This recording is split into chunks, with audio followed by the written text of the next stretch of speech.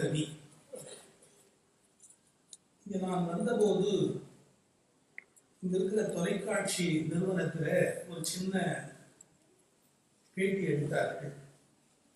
பாரதி உலக கவி என்று சொல்ல முடியுமா என்று கேட்டார்கள். உலகம் முழுவதிலும் இருப்பவர்களை தெரிந்து வைத்திருப்பவன் உலக கவி அல்ல. உலகம் முழுவதிலும் இருக்கிற எல்லோரும் தெரிந்து வைத்திருக்க வேண்டும் என்ற கட்டாயம் இல்லை. எவன் உலகத்தை தெரிந்து வைத்திருக்கிறானோ அவன் உலக கவி. அவன் பெயர் சொன்னால் ரஷ்யாவிலும் செக்கோஸ்லோவியாக்கிலும் எல்லா இடத்திலும் அவன் தெரிய வேண்டும் என்ற கட்டாயம் இல்லை. ஆனால் எல்லா இடத்திலும் இருக்கிற மனிதர்களுக்கு என்ன தேவை என்று பாரதி தெரிந்து வைத்திருந்தார். அந்த பாரதியை இங்கே கொண்டாடுவது குறித்து எனக்கு மற்றற்ற மகிழ்ச்சி.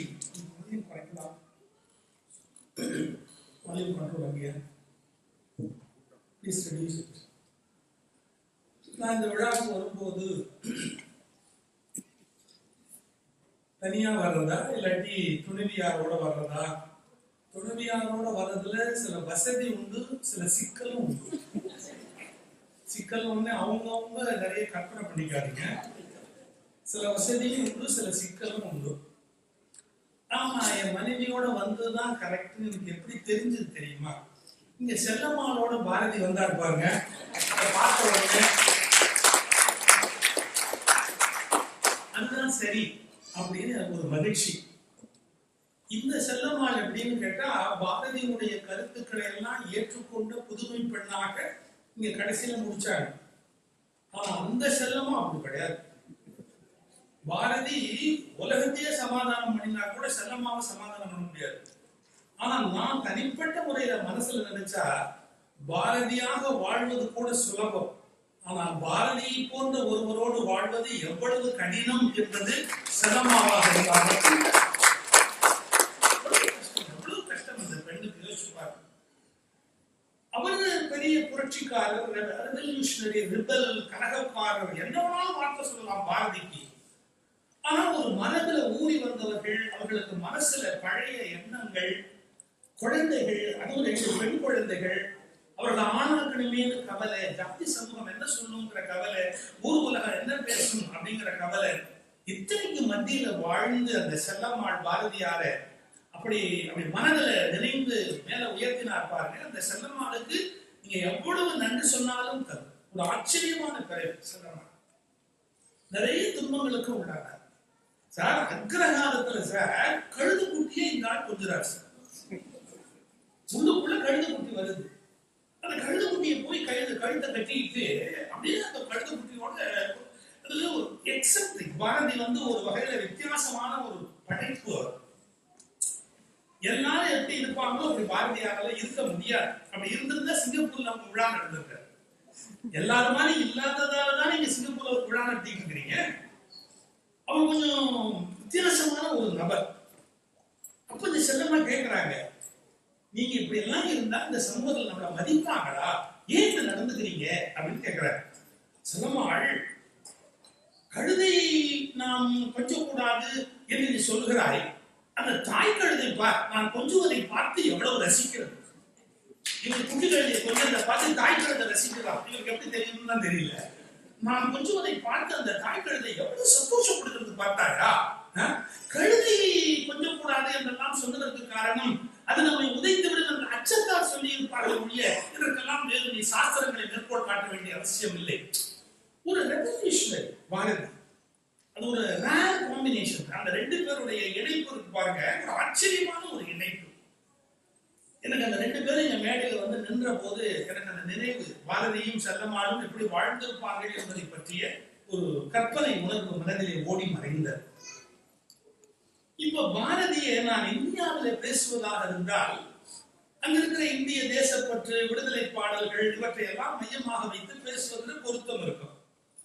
இப்படி சொன்னா கூட பல பேர் சொல்லுவாங்க, அப்படி ஊருக்கு ஒண்ணு பேசுவியா, ஒவ்வொருத்தருக்கு ஒண்ணு பேசுவியா அப்படிங்களா. அதுதான் வெற்றியுடைய சூத்திரமே.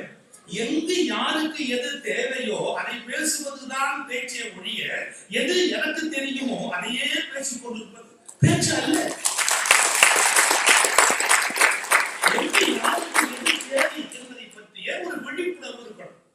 சார் எங்க ஊர்ல ஒரு பெரிய ஹார்ட் ஸ்பெஷலிஸ்ட் சொக்கலிங்கம்னு பேர் சார். அவர் தான் சொன்னார், இந்த சம்பவத்தை அவரே தான் சொன்னார். அவர் எங்கேயோ நாட்டுக்கு கூப்பிட்டுருக்கிறாங்க, அங்க போன இடத்துல 100 ஆண்டு மரணம் இல்லாமல் வாழ்வது எப்படி என்று பேசிட்டு இருக்கிறார். யாருமே கேட்கல. அவங்க பாட்டு சில என்னமோ பேசுறாங்க. இவங்க என்ன நம்ம ஊர்ல இதெல்லாம் சொன்னா எப்படி ரசிச்சு கேட்பாங்க, ஏன் கேட்க மாட்டேங்கிறாங்க. கடுப்பா எப்படி கேட்டாராம், நான் இவ்வளவு சொல்றேன் யாருமே கேட்க மாட்டேங்கிறீங்களே அப்படி. அவங்க சொன்னாங்க, இந்த சங்கத்துல மெம்பர் ஆகணும்னாலே 100 வயசு ஆகிருக்கும். நாங்க எல்லாமே எபோ 100. இது எங்களுக்கு வந்து 100 ஆண்டு வாழ்வது எப்படி, 100 ஆண்டு வாழ்வது எப்படி அப்படின்னா, நீ ப்ரிப்பேர் பண்ண பேச்சை கேட்கறதுக்கு நாங்க இருக்கோம். எங்களுக்கு என்ன வேணுமோ அதை நீ கொடுத்தாதானே நாங்க கேட்போம்னு சொன்னாங்கன்னு சொக்கலிங்கம் ஒரு பேச்சுல சொன்னார். அங்க யார் என்ன இருக்கிறார்களோ அவர்களுக்கு என்ன தேவை என்பதை உணர்ந்து பேச வேண்டியது ஒரு பேச்சாளனுடைய கடமை. சரி, இப்ப கவிதையை பற்றி பேசலாம், மொழியை பற்றி பேசலாம், நாட்டுப்பற்று பற்றி பேசலாம், சமூக சீர்திருத்தம் பற்றி பேசலாம். சிங்கப்பூருக்கு வருகிற போது பாரதியின் எந்த பகுதி உங்களோட அதிகம் சம்பந்தப்பட்ட பகுதியாக இருக்கிறது? பாரதி கவிஞன், எழுத்தாளன், பத்திரிகையாளன், சிந்தனையாளன், ஒரு அரசியல் இயக்கத்தின் போராளி, பன்முகம் கொண்டவர், மல்டி ஃபேசட் பர்சனாலிட்டி, பன்முகம் கொண்டவர். ஒரு வைரத்துக்கு எத்தனை முகங்களோ அதுபோல் பல முகங்கள் உடையவன் மகாகவி பாரதி. ஆனா இந்த மண்ணையும் பாரதிக்கும் இணைக்கக்கூடியது என்ன? இப்போ இந்த ஊருக்கு நானும் பரம்பரை வந்திருக்கிறேன், இந்த ஊர் மக்களோட பழகி இருக்கிறேன், பல கடைத்தெருவில் போய் நடந்திருக்கிறேன், எல்லாரோடையும் பல சந்தர்ப்பத்தில் புகைப்படங்கள் கூட எடுத்திருக்கிறேன், எத்தனையோ நடந்திருக்கிறது எனக்கு. இப்ப யாராவது ஒருத்தரை பார்த்து உங்க ஜாதி என்ன அப்படின்னு ஒரு வார்த்தை கேட்டா ஒவ்வொருவரும் அவங்களுடைய ஒரு ஜாதி அடையாளமா சொல்லித்தான் பழக்கப்பட்டிருக்கிறோம். ஆனா முதலாக பாரதி ஒரு அபூர்வமான வார்த்தையை கையாண்டார். தமிழச்சாதி என்று ஒரு வார்த்தையை பாரதி கையாளுகிறார். தமிழச்சாதி என்ற வார்த்தை பாரதிக்கு முன்பு யாரும் கையாண்டதாக எனக்கு தெரியவில்லை. தமிழச்சாதி மொழி என்று சொல்லி இருக்கிறோம், தமிழ் மொழி. அதுவே ஒரு இனமாக, அதுவே ஒரு ஜாதியாக பாரதியுடைய சொற்கள் அந்த பேச்சுக்களுக்கு மத்தியில வருகிறது.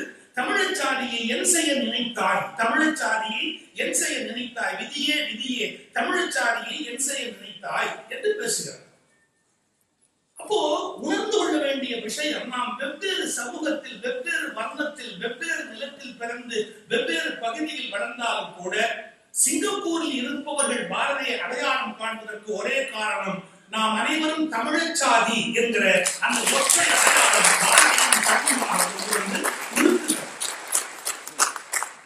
இந்து ஜாதி என்ற ஒரு வார்த்தையும் பாரதி பயன்படுத்துகிறார். பாரதியை ஆழ்ந்து படித்தால் தெரியும்.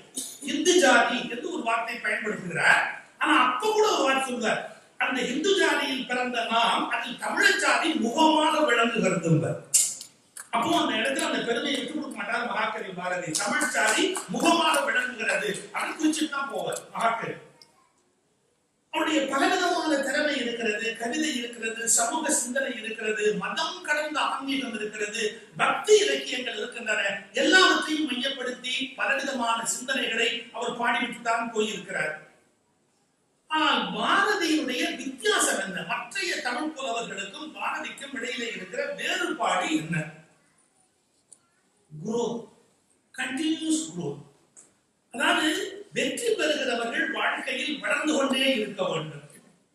ஏதோ ஒரு நிலையில் தேங்கி போனவர்கள் ஒருபோதும் வெற்றியாளர்களாக இருக்க முடியாது. நேற்று எப்படி இருந்தோமோ அப்படியே இன்றைக்கும் இருப்போம், இன்றைக்கு எப்படி இருக்கிறோமோ அப்படியே நாளைக்கும் இருப்போம் என்று நினைக்கிறவர்கள் ஒருபோதும் ஒரு உன்னதமான லட்சியத்தை தொட முடியாது. ஒரு ஆங்கிலத்துல ஒரு வாசகம் ஒன்று நான் படித்தேன். The road for success, அதாவது வெற்றியின் பாதை, the road for success is always under construction. The road for success is always under construction. ஏன்? அது முடிவே அடையாது. வெற்றியுடைய பாதை முடிவடைந்ததாக வரலாறே கிடையாது. It is always under construction. திரும்ப திரும்ப திரும்ப திரும்ப தன்னை புதுப்பித்துக் கொண்டே யாரால் போக முடியுமோ அவர்கள் தான் வெற்றியினுடைய உச்சத்தை தொட்டு பார்க்க முடியும். இந்த மாற்றத்துக்கு மகாகவி பாரதி தயாராக இருந்தார். இதுதான் மிகப்பெரிய வெற்றி. ஆனா ஒரு சிக்கல் சொல்லணுமா, மாற்றத்துக்கு பல பேர் தயாராக இருப்பார்கள். ஆனா மாற்றத்துக்கு தயாராக இருக்கிறேன் என்று தேய்த்தனமான ஒரு மாற்றத்துக்கு போய்விடுவார்கள். அடிநாதத்தையும் தான் எங்கிருந்து புறப்பட்டோம் என்கிற அந்த வேரையும் மறந்து போய்விடுவார்கள். அது நல்லது அல்ல. நாம் எந்த வேரில் இருந்து முகிழ்த்து வந்திருக்கிறோம், அந்த வேருக்கு நாம் செய்ய வேண்டிய மரியாதை என்ன என்பது தெரியாமல் முற்றிலும் ஒரு பேய்த்தனமான மாறுதலை நோக்கி பல பேர் போய்விடுவார்கள். இன்னும் சில பேர் பத்தாம் செலுத்தனமாக பழமையிலேயே நின்று கொண்டு தங்களை மாற்றி அமைப்பதற்கு தயாராகவே இல்லாமல் தேங்கி போய் வீணாய் போய்விடுவார்கள். நான் உங்களுடைய மனசே மந்திரச்சாமி புத்தகத்திலே 2 வரி எழுதியிருந்தேன். ஓடுகின்ற நதி பண்பாடுகளின் அன்னை, தேங்கி நிற்கிற சாக்கடை கொசுக்களின் பண்ணை.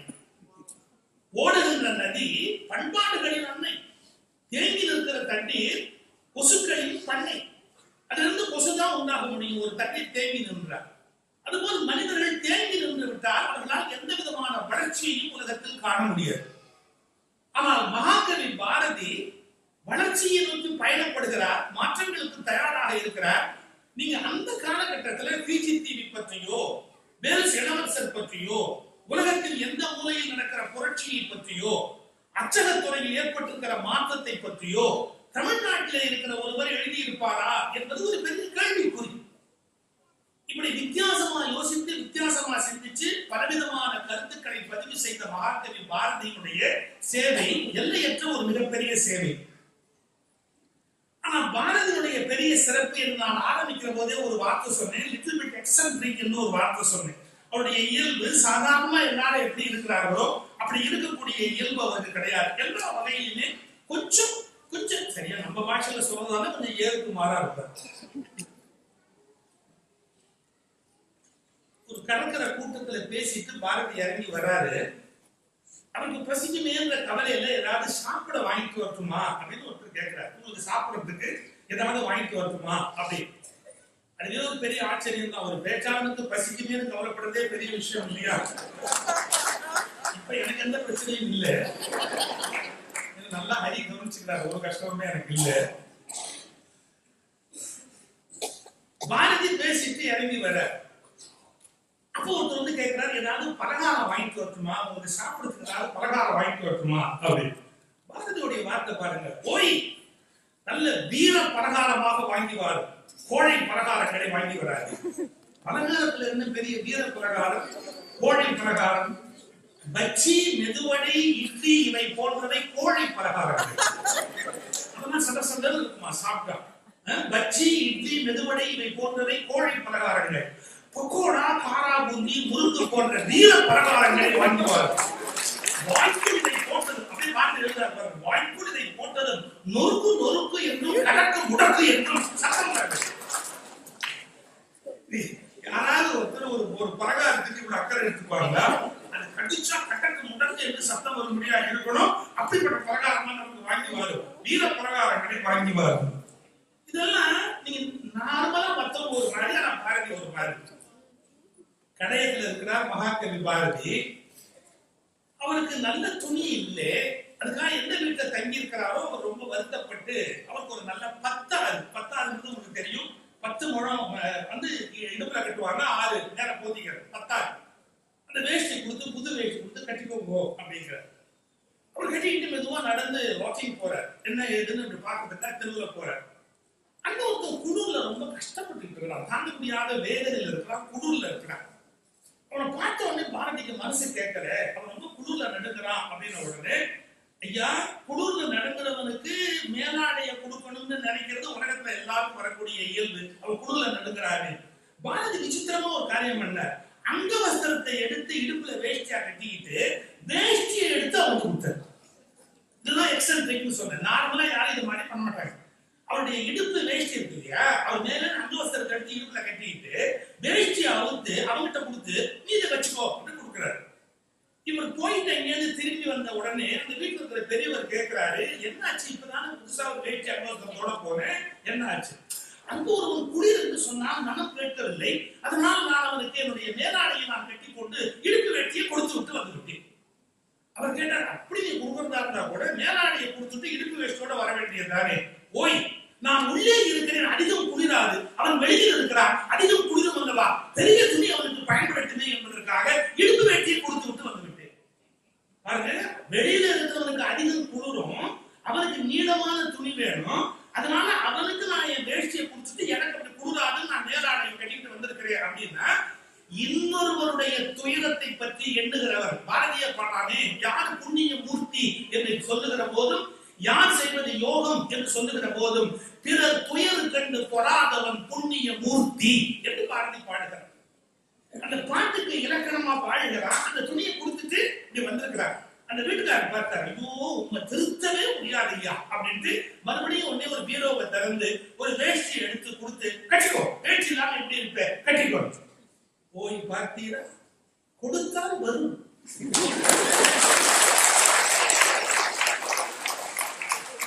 கொடுத்து பார்த்தீரா, கொடுத்தால் தான் சுவாமி வரும். யாரு கொடுத்தவரும் குத்து சொல்லிட்டு போறாரு, சுவாமி கொடுத்தால் தான் வரும், தெரிந்து கொள்ளும் அப்படின்னு போறாரு. இதெல்லாம் நினைச்சு பார்க்க முடியாது. மேல் தூண்ட தான் கட்டிட்டு இடுப்பு வச்சு கொடுக்கலாம்னா எவ்வளவு பெரிய ஒரு வித்தியாசமான ஒரு மனோபாவம் பாரதியினுடைய இருக்கு. ஒரு மேல்நாட்டு கவிஞனை பத்தி நான் படிச்சது ஒரு ஆச்சரியமான செய்தி. கவிஞர்கள்னு சொன்னாலே கொஞ்சம் இருப்பாங்க, கொஞ்சம் நம்முடைய அளவுகோல்களுக்குள்ள வரமாட்டாங்க. மேல்நாட்டு கவிஞர் வீட்டை விட்டு வெளியே போகும்போது என்ன பண்ணுவாராம், வீட்டை திறந்து போட்டு போயிடுவாராம். ஆனா வீட்டுக்குள்ள தான் வந்த உடனே வெளிப்பக்கம் பூட்டிக்கிற மாதிரி ஒரு ஏற்பாடு பண்ணியிருந்தார். இவர் உள்ள இருக்கும் போதெல்லாம் வெளியில பூட்டி இருக்கும். இவர் வீட்டை விட்டு வெளியே போயிட்டாருன்னா வீடு திறந்து கிடக்கும். இந்த மாதிரி கிறுக்குத்தனத்தை உலகத்துல வேற எவனுமே பண்ண மாட்டாங்க. வெளியில போகும்போது தானே பூட்டிட்டு போவான், நீ என்ன வெளியில போகும்போது திறந்து போட்டு போற, உள்ள இருக்கும் போது பூட்டிக்கிறேன். அவர் பதில் பாருங்க, இந்த வீட்டில் இருக்கிற அதிக விலை மதிப்புடைய சொத்தே நாம் தான். நான் இருக்கிற போதும் நான் வெளியே போனது இங்க ஒண்ணுமே கிடையாது. அப்ப என்ன கூட்டத்துக்கு என்ன இருக்கு, விலை மதிப்புள்ள சொத்தை வெளியே போயிடுச்சு, அப்புறம் கூட்ட வேண்டிய வேலை என்ன, நான் ஏன் கூட்டணும்? ஐயா, கவிஞர்கள் எல்லாரும் எப்படி இருக்கிறார்களோ அப்படி இயல்புல இருந்துட்டா அவன் முழுமையான கவிஞனா இருக்க முடியாது. ஏன்னா அவனுடைய திங்கிங் பேட்டர்னே வேறையா இருக்கும். பத்திரிகைக்கு சந்தா வைக்கிறார் பாரதி. இப்ப நாம ஒரு பத்திரிகை நடத்துறோம், பத்திரிகைக்கு சந்தா வச்சா சொல்லுவோம், இத்தனை டாலர் குடிச்சிருவோம், $40, $50. ஒரு புத்தகத்துக்கு விலைன்னா அவ்வளவுதான் போட முடியும். ஆனா பாரதி போடுற கவர்மெண்ட் காருக்கு ₹50 சந்தா. கவர்மெண்ட் காருக்கு, அதாவது கவர்மெண்ட்ல இந்த பத்திரிகை வாங்கி பார்க்கிறதா இருந்தா அதுக்கு சந்தா போடுறாரு. கவர்மெண்ட் காருக்கு சந்தா ₹50. ஜமீன்தார்களுக்கும் ராஜாக்களுக்கும் ₹30 சந்தா. மாதம் 200க்கு மேல் வருமானம் உள்ளவர்களுக்கு ₹15 சந்தா. மற்றவர்களுக்கு ₹3. நீங்க இப்படி ஒரு சந்தா நடத்தி பத்தி நடத்த முடியுமா? யாராவது சந்தா போட்டா வந்த உடனே நீ யாரு, நீ மகாராஜாவா, கவர்மெண்டா, நீ எங்க இருந்து வந்த எல்லாம் கேட்டு ஆளுக்கு ஒரு சந்தா வைக்க முடியுமா? சார் என்ன சொல்லுவோம், எல்லாருக்கும் ஒரே வேலை தானே வைக்கணும். இதுல ஒரே வேலை வைக்க கூடாது. ஆனா அவனுக்கு உரிமை கொடுக்கும் போது எல்லோரும் ஒரு நிலைன்னு பாட தெரிஞ்ச பாரதிக்கு இந்த மாதிரி ஒரு படைப்பை கொடுக்கிற போது பணம் வாங்குறியா? மகாராஜாவா இருந்தா ₹30 கொடு, கவர்மெண்டா இருந்தா ₹50 கொடு, நீ ஜமீன்தாரா இருந்தா ₹30 கொடு, 200க்கு மேல மாசம் வருமானம் வருதா ₹15 கொடு. அதுவும் இல்லையா, மற்றவர்களுக்கு ₹3. இந்த மாதிரி ஒருத்தன் பத்திரிகை நடத்தி இந்த உலகத்தை ஜெயிக்க முடியும்னு நினைக்கிறீங்க? அவருக்கு தோணுவது எல்லாமே வித்தியாசமா தான் மற்றவர்கள் இருக்கிற மாதிரி இயல்பு இருக்காரு. பல செய்தி உங்களுக்கு தெரிஞ்சது, அதை சொல்லிட்டு அப்புறம் கவிதைக்கு வர்றேன். திருவல்லிக்கேணியில ஒரு கூட்டம் ஏற்பாடு பண்ணியிருக்கிறார். மகாத்மா காந்தியை கூப்பிடுறதுக்காக போறார். மகாத்மா காந்தி வந்திருக்கிறார். சக்கரவர்த்தி ராஜகோபாலாச்சாரியார் இருக்கிறாரு. விறுவிறுன்னு போனார். சார் மகாத்மா காந்தி உட்காரத்துக்கு போட்டிருக்கிறார். ஜம்மு காலத்துல ஒரு ஓரத்துல அவரும் உட்கார்ந்துருக்காரு. டக்குனு போய் அவரே உட்கார்ந்தார். இந்த புரோட்டோகால் சமாச்சாரம் எல்லாம் அவருக்கு எடுபடாது. அப்படின்னு யாரும் போய் உட்கார்ந்துருக்கிறார். இன்று மாலை நான் கடற்கரையில் நடத்துகிற கூட்டத்திற்கு நீர் வந்து பேச முடியுமா மிஸ்டர் காந்தி? இன்று மாலை நான் நடத்துகிற கூட்டத்துக்கு நீங்க வந்து பேச முடியுமா மிஸ்டர் காந்தி? அவர் வந்து திரும்பி மகாதேவ தேசாய் பார்த்து கேட்கிறார், இன்னைக்கு நமக்கு என்ன நிகழ்ச்சி இருக்கு, வேற எங்கேயாவது போறோமா, என்ன ஏதுன்னு. ஆமா, நமக்கு இன்னைக்கு வேற என்ன நிகழ்ச்சி இருக்கு. உடனே மகாத்மா காந்தி சொல்ற, நீங்கள் நாளை உங்களுடைய நிகழ்ச்சியை வைத்துக் கொள்வதாக இருந்தால் கண்டிப்பாக நான் வர முடியும். அது சாத்தியம் இல்லை. நீங்க எவ்வளவு, அது சாத்தியம் இல்லை. அடுத்த வாரம் தான் இன்னும் நீ நடத்துகிற இயக்கத்தை நான் ஆசீர்வதிக்கிறேன். காந்தியினுடைய நீர் நடத்துகிற இயக்கத்தை நான் ஆசீர்வதிக்கிறேன். ஏன் நீங்க ஒரு சராசரி மனுஷனா போய் மகாத்மா காந்தி அவரோட பேசணும், அவர் பக்கத்துல உட்காரும். இப்ப இந்த செல்ஃபின்னு ஒரு கல்ச்சர் இருக்கு. அதாவது நாங்கெல்லாம் படுற அவஸ்தை பாருங்க, கொஞ்சம் நெஞ்சம் கிடையாது. மூஞ்சியோட மூஞ்சி தேய்ச்சு அவ்வளவு க்ளோஸா போட்டோ எடுத்த பிறகு நீங்க யார் சார்ந்து ஒரு அவமானம் இந்த உலகத்துல வேற எதுவும் கிடையாது. ஏன்னா 10 பேர் செல்ஃபி எடுத்த உடனே யாரோ முக்கியமான ஆளா இருந்து நம்ம என்ன பண்ணுறது அவங்க வந்து எடுத்துக்கிட்டு அப்புறம் கடைசியா சார் ஒரு சின்ன டவுட், நீங்க யாரு டிவியில வருவார், டிவியில ஜோசியம் சொல்றாரு அவரை நம்ம எவ்வளவு இன்சல்ட் பண்ண முடியுமோ எல்லாம் பண்ணிட்டு தான் அந்த இடத்த விட்டு போறாங்க. மகாத்மா காந்தி ஆச்சு, இவ்வளவு பெரிய மனுஷனாச்சு, இவருக்கு நாம வந்து ஆசீர்வதிக்கிறேன்னு சொல்ல முடியுமா அப்படின்னா, இதெல்லாம் அந்த அந்த மகாகவி பாரதி அப்படிங்கிற ஒரு பர்சனாலிட்டி, வித்தியாசமான பர்சன். எக்ஸென்ட்ரிக்ங்கிற வேர்டு முழுக்க பொருந்தாம இருக்கலாம், ஆனா ரொம்ப வித்தியாசமானது. மற்ற சராசரி மனிதர்களை போல அவர் ஒருபோதும் இருக்க முடியாது என்பதற்கு இதெல்லாம் ஒரு அடையாளம். சார் அந்த கவி இன்னும் மனசுல சொல்றதா, கணக்கு பார்க்கக்கூடிய இயல்புடையவன் எவனுமே கவிஞனாக இருக்க முடியாது. கணக்கு பார்க்கக்கூடிய இயல்புடையவன் எவனுமே கவிஞனாக இருக்க முடியாது. சரியா கணக்கு பண்ண தெரியாதவன் தான் கவிஞனாவே ஆழ முடியுமே ஒழிய, கணக்கு பண்ண தெரிஞ்சவன் கணக்கு பண்ணலாம், ஆனா கவிதை எழுத முடியாது. ஏன் சார் அப்ப வார்த்தையெல்லாம் போடலாமே? அவர்கள் கவிதை தொழில்நுட்பத்தில் வல்லவர்கள். கவிதை ஒரு தொழில்நுட்பமா மாறுது. கவிதை தொழில்நுட்பத்தில் நல்லவர்கள், ஆனா அவங்க மகாகவிகளா இருக்க முடியாது. அன்னை காலத்துல அது மாதிரி வாழ்ந்த ஒருத்தர் நம்முடைய கவியரசு கண்ணதாசன் அவர்கள். சார் அவர் எங்க இருந்து வெளிநாடு வந்துச்சு, திரும்பி போகும்போது பிள்ளைகளுக்கு துணி வாங்கி போகணும்னு கடைக்கு போய், இப்ப ரெடிமேடு துணி வேணும், கடைக்காரன் கேட்பாங்க என்ன சைஸ்ல வேணும், எந்த சைஸ்ல வேணும், எல்லா சைஸ்ல இருக்கு, அவசியம் இருக்கு, எல்லா சைஸ்ல இருக்கு. எல்லா சைஸ்லயும் புள்ள வச்சா அறிவாளி சார். முதல்ல எல்லா சைஸ்லயும் புள்ள இருக்குன்னு சொன்னா அவன் கணக்கு பார்க்க தெரிஞ்சவனா இருந்தா நிச்சயமா இருப்பான். எல்லா சைஸ்லயும் புள்ள இருக்குமா? கணக்கு பார்க்க தெரியாததாலதான் கண்ணதாசன் கவிஞராகவே ஏற்றுக்கொள்ளப்பட்டார். மகாகவி பாரதியும் இது மாதிரி கணக்கு பார்க்க தெரியாததாலதான் மகாகவியாகவே அங்கீகரிக்கப்பட்டார். ஏன்னா கவிதை வந்து ஒரு பிரபாகம், அது எங்கிருந்து புறப்படுது, ஏன் புறப்படுது, அதுக்கான எல்லை இல்லை, எல்லாத்தையும் தட்டி எழுதிப்போம். இவர் மகாத்மா காந்தி ஆச்சு, இவர் எவ்வளவு பெரிய மனுஷன், தேசமே மதிக்குது, அவரை போய் நம்ம பேசுறமே, ஒரு உட்கார்ந்து பாய்ப்பு நான் பாட்டுக்கு பேசாம போய் உட்காடுறமே, உங்களுடைய இயக்கத்தை ஆசீர்வதிக்கிறேன்னு சொல்றமே, நாளைக்கு வச்சுக்கணும்னு சொன்னா கூட அதெல்லாம் நடக்கிற காரியம் இல்லைன்னு அந்த இடத்த வந்து புறப்பட்டு போறமே. நீங்க ஒவ்வொரு இடத்திலும் பாரதியுடைய பர்சனாலிட்டி அது மாதிரி. விதவைகளுக்கு மறுமணம் செய்யணும்னு பாரதி கருத்து வச்சிருக்கிறார்.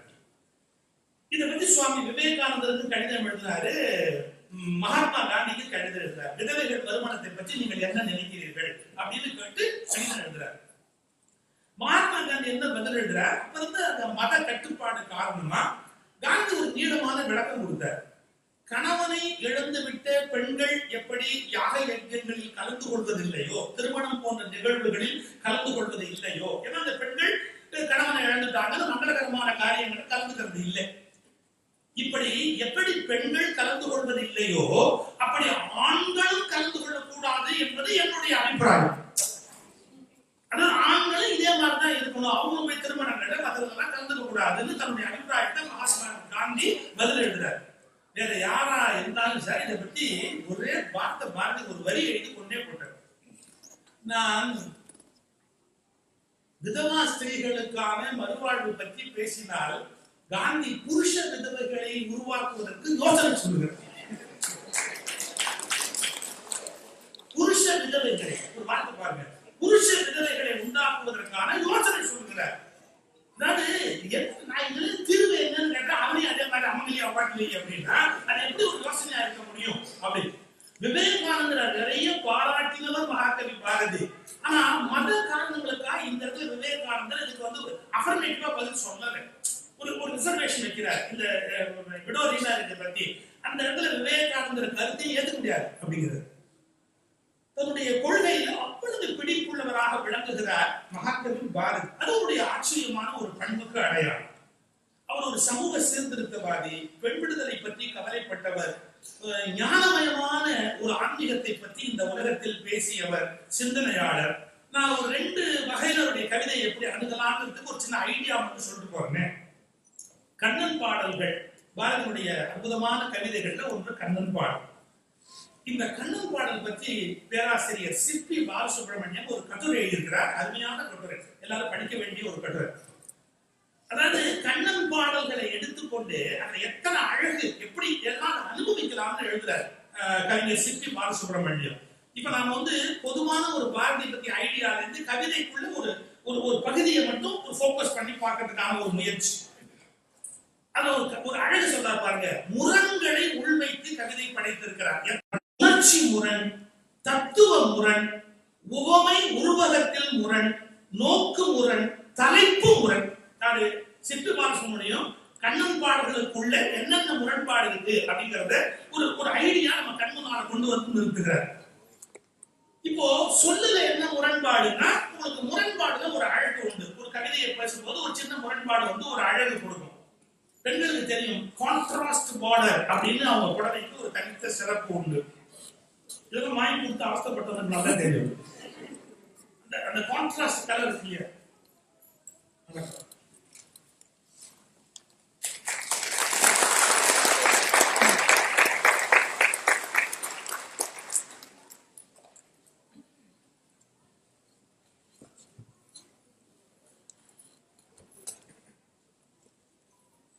இப்போ சொல் முரண்னா எப்படி எடுத்துக்கிறது? இன்பம் துன்பம், மேலவர் கீழவர், வெற்றி தோல்வி, இது மாதிரி சொல்லுல எவ்வளவோ முரண் இருக்கு இல்லையா. இந்த மாதிரி சொல் முரண் வரும்படியாகவே கண்ணன் பாடல்ல நிறைய பகுதி பாடப்பட்டிருக்கிறது. ஒரு சின்ன உதாரணம் மட்டும் சொல்றேன். எல்லாத்தையும் முறையா நல்லா சொல்லிட்டு முடியுமா? இதெல்லாம் ஆய்வு கட்டுரையா? நீங்க ஆய்வு கட்டுரையா? நிறந்தனில் கருமை கொண்டான். கண்ணபெருமான் எப்படி இருக்கிறான்? கற்பா இருக்கிறான். நிறந்தனில் கருமை கொண்டான், அவன் நேயமுற கடிப்பது பொன்னிற பெண்கள். அவன் கனகரேல் இருக்கிறான். ஆனா அவனோடு மகிழ்ச்சியாக இருக்கிறவர்கள் யாருன்னு கேட்டா பொன்னிற பெண்கள். அது அவன் அதிர்ஷ்டம். நிறந்தனில் கருமை கொண்டான், அவன் கற்பாக்குறான். ஆனா அதே சமயத்துல அவன் நேயமுற கடிப்பது பொன்னிற பெண்கள். பொன் நிறத்தில் இருக்கிற பெண்களோடு அவன் மகிழ்ச்சியா இருக்கிறான். கருமை பொன்மை அது வந்து சொல்லுல இருக்கிற ஒரு முரண்பாடு. நான் பொதுவாகவே சொல்றது, தமிழ் இனம் வந்து நம்ம கருப்பா கொஞ்சம் இருக்கிறோமோ வருத்தப்படவே கூடாது. இன்னைக்கு உலகத்திலேயே நான் அண்மையில படிச்ச ஒரு செய்தி, இந்த உலக அளவுல மாடலிங் அப்படிங்கிறதுல வந்து ஒரு பிளாக் லேடி தான் இன்னைக்கு நம்பர் 1. கருப்பா இருக்கிற ஒரு பிளாக் லேடி, ஆப்பிரிக்கன் லேடி. அவங்க வந்து பெர் அவர் $15,000 சார்ஜ் பண்றாங்க. பெர் அவர் $15,000 மாடலிங் வரதுக்கு அந்த லேடி சார்ஜ் பண்றாங்க. உண்மையை பார்த்தா அப்படியே கோயில் இருக்கிற மாதிரி, அந்த மூக்கு, அந்த கண்ணு, அந்த அமைப்பு, உள்ளே இருக்கிற ஒளி, இது மாதிரி பப்ளிக்கா நான் சொன்னாதான் நான் தச்சு அந்த பப்ளிக்காவே சொல்லிடலாம்னு சொல்லிட்டு இருக்கிறேன். அந்த கண்ணு, அந்த மூக்கு, அந்த அமைப்பு, அந்த கருப்புக்கு மத்தியில அப்படி வந்து நிற்கிது. ஏன்னா கருப்பா இருந்தா அழகு இல்லைன்னு நம்ம நினைக்க வேண்டிய அவசியம் கிடையாது. அவன் கருமையா இருக்கிறான், ஆனா பொன்னிற பெண்கள் அவன் மீது மோகத்தோடு இருக்கிறார்கள். இது சொல் முரண். அப்புறம் பாருங்க, கோபத்தில் ஒரு சொல்லில் அவன் கோபமா இருக்கிறான்னு சொல்றான். கோபத்துக்கு யாராவது வந்து இலக்கணம் சொல்லும் போது சிரித்தல் சொல்லுவாங்க.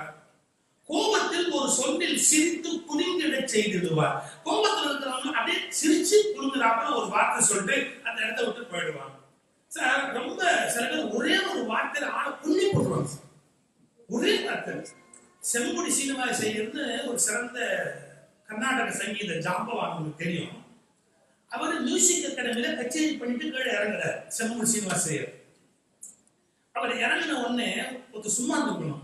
அண்ணா, போன வருஷம் கச்சேரியிலும் இதே பாட்டு பாடினேன். போன வருஷம் கச்சேரியிலும் இதே பாட்டு பாடினேன். ஆனா போன வருஷத்தை விட இந்த வருஷம் ரொம்ப பிரமாதமா இருக்கு. அப்ப செம்புடி சீனிவாசன் போன வருஷம் மட்டமா, போன வருஷத்தை விட இந்த வருஷம் பிரமாதமா. சீனிவாசன் பதில் சொன்னார், வளர்ச்சி இருக்குமோ அந்த பக்கத்துல இருந்து, வளர்ச்சி இருக்குமோ அது இவருக்கு நினைக்க அந்த பக்கத்துல அவ்விடத்துல அப்படின்னு பேசாம போயிட்டார்.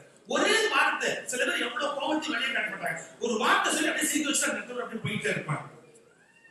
இப்போ கண்ணனை பத்தி எழுதும் போது கோபத்தில் ஒரு சொல்லில் சிரித்து குலுங்கிட செய்திடுவார். இப்ப இந்த குருக்கநாயர் சொல்ல முடியல. கோபம் சிரிப்பு, இன்பம் துன்பம், மேலவர் கீழவர், வெற்றி தோல்வி, கருமை பொன்மை என்று சொல்லில் முரண்மைத்து பாடுகிறார். பொருள்ல முரண்மைத்து பாடுகிறார். எப்படி சார்? கண்ணபெருமானை பத்தி எழுதும் போது சொல்றான், உண்மை தவறி நடப்பவர் தம்மை, யாராவது உண்மையை மீறி நடந்துட்டாங்க, உண்மை தவறி நடப்பவர் தம்மை உதைத்து நசிக்கிடுவான். யாராவது உண்மையிலேருந்து தவறுனா கண்ணன் என்ன பண்ணுவான்? உதைச்சு நசுக்குவான் அப்படின்னு பாட்டு எழுதுறான். இப்போ இது கரெக்டா அவனுக்கு பொருந்தணும் இல்ல. அடுத்த வார்த்தை எழுதலாம் பாருங்க, அவள் வன்மையினால் அவன் மாத்திரம் பொய்கள் மறைமறையாய் உரைப்பான். அடுத்தவன் உண்மை சொல்லணும்னு அவனை உதப்பான். ஆனா அவன் சொல்ல மாட்டான், அவன் போய் சொல்லுவான். யாரும் அவனை கேட்க முடியாது. இது பொருள் முரண். இது மாதிரி நீங்க அந்த கண்ணன் பாட்டு முழுக்க அனுபவிக்கிற போது நிகழ்ச்சியில முரண், சம்பவங்கள், உணர்ச்சியில முரண், இந்த உணர்ச்சி அழுகை, காதல் அல்லது கோபம், மகிழ்ச்சி, இது மாதிரி உணர்ச்சியில முரண் வர முடியாது. பிறகு தத்துவ முரண் ஒரு பகுதி எழுதுறாரு சிற்பி பாலசுப்ரமணியம். இது என்னன்னா, கண்ணன் பாட்டு சொல்றாரு, கண்ணன் நிலைய விளக்குறாரு. சார் அது வைஷ்ணவமான ஒரு பகுதி. எப்படி முடிக்கிறார் பாருங்க. கல்வி, அறிவு, கவிதை, சிவயோகம், தெளிவே வடிவாம் சிவஞானம். கண்ணனுக்கு என்னடா இருக்குன்னு கேட்டா சிவயோகம் சிவஞானம் இருக்குங்கிறது. ஒரு வைணவ கடவுள் கண்ணன், ஆனா அது சிவயோகம் சிவஞானம்னு சொல்றாருன்னா யோசிக்க வேண்டியிருக்கு. தத்துவ முரண். பிறகு ஓமை உருவகத்துல நோக்கு முரண், தலைப்பு முரண், இப்படி பல்வேறு முரண்பாடுகளை உள்ள வைத்து அவற்றை அழகுபட எழுதி காட்டுகிற ஆற்றல் நம்முடைய மகாகவி பாரதியினுடைய அந்த கண்ணன் பாட்டுங்கிற பகுதிக்குள்ள மட்டும் இருக்கு. இப்ப நான் வேற ஒரு கோணத்துல போறேன். ஒரு கவிதை எப்படிங்கிறதுக்காக இதை சொல்லி காமிச்சேன். கருத்து, ஒரே கருத்தை தான் சில பேர் வாழ்க்கை முழுக்க ப்ரொஜெக்ட் பண்ணிட்டே போயிருப்பாங்க. இப்ப நீங்க வெளிப்படையா பாரதியை படிச்சா ஒரு குழப்பம் கூட நமக்கு வரலாம். அதான் பல பேர் தொடர்றதே கிடையாது. இவர் என்ன சொல்ல வராரு அப்படிங்கறதுல ஒரு சின்ன குழப்பம் கூட வரலாம். நான் 3 இடம் சொல்லிட்டு பிறகு அதுக்குள்ள இருக்கிற இணைப்பு என்னன்னு சொல்றேன். வேதம் என்பதை பற்றி பாரதியின் கருத்து என்ன? ஒரு கேள்வி எழுப்பிப்பார். வேதம்ங்கிறது எவ்வளவு பெரிய ட்ரெஷர், இந்தியாவில் அவ்வளவு மதிக்கப்படுகிற ஒரு நூல் வேதம் அப்படிங்கிறது. இதை பத்தி பாரதியோட கருத்து என்ன அப்படின்னா, பாரதியோட கருத்தை எடுக்கிறதுக்கு நீங்க மேற்கோள் எடுத்தா பாருங்க, வேதத்தை முழுசா சப்போர்ட் பண்ண பாட்டு இருக்கு. அப்புறம் வேதம்னா அதுக்கு வேற ஒரு புது விளக்கமே பாரதி கொடுத்த பாட்டு இருக்கு. அப்புறமா அந்த வேதத்துல பழமையானவற்றை கண்டிச்ச பாட்டு இருக்கு. நம்ம எதை எடுத்துக்கிறது? அப்ப பாரதியோட சேர்ந்து நாமளும் டிராவல் பண்ணணும், அவரோட சேர்ந்து நாமளும் பயணம் பண்ணா மட்டும்தான் அந்த உண்மை என்னன்னு கண்டுபிடிக்க முடியும். சார் வெளிப்படையா பார்த்துட்டு நீங்க பல பேர் இதான் உண்மைன்னு நினைக்கிறாங்க சார். அது கிடையாது. ஒரு 2 மாசம் முன்னாடி எனக்கு வாட்ஸ்அப்ல ஒரு நல்ல விஷயம், வாட்ஸ்அப்ல எப்பாவது நல்லதும் வரும், ஒரு நல்ல செய்தி ஒன்று வந்தது. 4 டாக்டர்ஸ் வந்து மார்னிங் வாக்கிங் போனாங்க. காலையில வாக்கிங் போயிட்டு ஒரு டீ ஷாப்ல நின்று டீ சாப்பிட்டு இருந்தாங்க காலையில. அப்போ ஒரு கொஞ்சம் தொலைவில் வந்து ஒரு 2-3 ஃபர்லாங் தொலைவில் இருந்து ஒருத்தர் நடந்து வர்றாரு. அவரால் சரியா நடக்க முடியல, ஒரு மாதிரி நடந்து வர்றாரு. இந்த ஒரு டாக்டர் யாருன்னா MS ஆர்த்தோ ஸ்பெஷலிஸ்ட். அவர் நடக்கிறத பார்த்தா கால் முட்டுல அவனுக்கு ஏதோ பிரச்சனைன்னு நினைக்கிறேன், சர்ஜரி அவனுக்கு தேவைன்னு நினைக்கிறேன். இன்னொருத்தர் சொன்னார், இன்னும் வரும் அவனுக்கு ஏதோ மசில் ஸ்கிராட்ச் தான், nothing to do with orthopaedic. அதுல ஒன்றும் ஆர்த்தோ ஒண்ணுமே இல்லை, மஸ்குலர் கேட்ச் ஏதோ ஒன்று. அவன் கஷ்டப்பட்டு நடக்கிறத பார்த்தா அப்படித்தான் எனக்கு தெரியுது, ஆயின்மெண்ட்ல எதுவும் கொடுத்தா செயல்படும் அப்படின்னு. இன்னொருத்தர் சொன்னாரு, இல்ல சம் நியூரோலஜிக்கல் ப்ராப்ளம். அவனை பார்க்கல, இந்த கால் மடிச்சா எடுக்கிறதுக்கு எவ்வளவு கஷ்டப்படுறான், மடிக்கிறான் திரும்பி கால், அது சம் நியூரோலஜிக்கல் ப்ராப்ளமா தான் அது இருக்க முடியும். எங்கேயாவது 4 டாக்டர் ஒரே ஒப்பீனியன் கொடுப்பாங்க? 4 டாக்டர் ஒரே ஒப்பீனியன் கொடுத்தா உலகத்துல எங்கேயாவது வரலாறு வருமா? 4 டாக்டர் இல்ல, அர்த்தங்கிறாரு, எலும்புங்கிறாரு, முட்டுங்கிறாரு, இடுப்புங்கிறாரு, மசுங்கிறாரு, நம்புங்கிறாரு, எல்லாம். அவன் கிட்டக்க வந்து அந்த டீ கடைக்கார பார்த்து ஒரு கேள்வி கேட்டான், சார் இங்க செருப்பு தைக்கிறவங்க எங்க இருக்கா சார்?